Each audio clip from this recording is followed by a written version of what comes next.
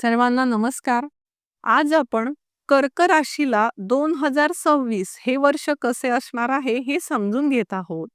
या नववर्षात कर्क राशीला असणारा शुभ काळ, या वर्षात करायचे विशेष उपाय मी तुम्हाला सांगणार आहे.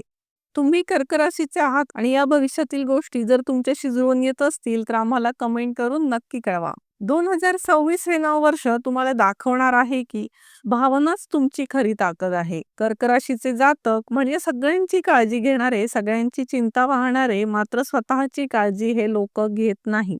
मात्र या नववर्षात हे अजिबात चालणार नाही. तुम्ही स्वतःची काळजी घेणं अत्यंत आवश्यक गोष्ट आहे. त्यामुळे आतापासूनच या गोष्टीवर प्रयत्न करायला तुम्ही सुरू करा.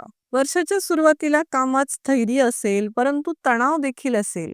अशा काळात तुम्ही आपल्या कुटुंबावर, नात्यांवर अधिक लक्ष ठेवा. या काळात तुमचे खर्च वाढणार आहेत, त्यामुळे तुम्ही अनावश्यक खर्चांवर नियंत्रण ठेवणं आवश्यक आहे.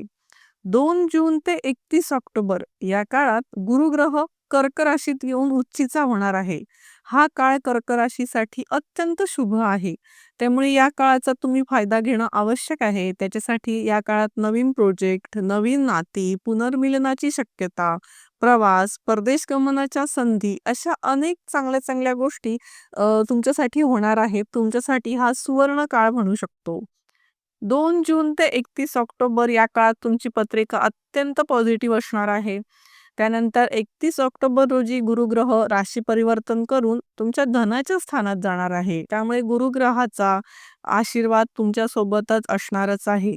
कर्क राशीचे जातक हे इमोशनल, भावना प्रधान असतात. ते काय करतात, बुद्धीपेक्षा मनाने निर्णय घेतात. त्यांच्या प्रत्येक गोष्टीत भावनांना अधिक प्राधान्य असतं. मात्र या वर्षात तुम्ही भावनांनी नाही, समजूतदारपणे वागणं अत्यंत आवश्यक आहे. या काळात एखादं जुनं नातं जे तुमच्यापासून दूर गेलं होतं ते परत जवळ येण्याची शक्यता आहे. ज्यांना विवाह करायचे आहेत, जे विवाह इच्छुक वधूवर आहेत, त्यांच्यासाठी जून ते ऑक्टोबर हा काळ अत्यंत शुभ आहे. त्यामुळे सर्व कर्क राशीच्या विवाह इच्छुक जातकांनी या काळात अतिशय विवाहासाठी, विवाहाची स्थळं पाहण्यासाठी प्रयत्न करणं आवश्यक आहे. मात्र विवाह करताना मॅच मेकिंग म्हणजेच गुणमेलन करून तुम्ही विवाहासाठी निर्णय घेऊ शकता. करिअरच्या दृष्टीने विचार करता हे नववर्ष तुमच्यासाठी यशाचं ठरणार आहे. त्यासाठी केवळ या नववर्षात तुम्ही कामामध्ये प्रामाणिकपणा जपणं आवश्यक आहे. त्यामुळे तुमच्या कामात स्थिरता लाभेल, वरिष्ठांचा विश्वास देखील तुम्ही कमवाल. तुम्ही आपल्या आरोग्याची योग्य ती काळजी घेतली पाहिजे. भावनांमध्ये वाहत जाऊ नका. मनाला शांत ठेवण्यासाठी मेडिटेशन आहे, योग, ध्यानधारणा, रोजचे व्यायाम करणं आवश्यक आहे. कर्क राशीच्या जातकांसाठी यावर्षीचा सल्ला म्हणजे भावनांमध्ये वाहण्यापेक्षा त्या भावनांना योग्य ती दिशा द्या. विचारांना योग्य ती गती देणं अतिशय आवश्यक आहे. कर्क राशीसाठी शुभ काळाचा विचार करता जून महिन्यातील पहिले 3 आठवडे, सप्टेंबर महिन्यातील पहिला आठवडा हा आपल्यासाठी शुभ आहे.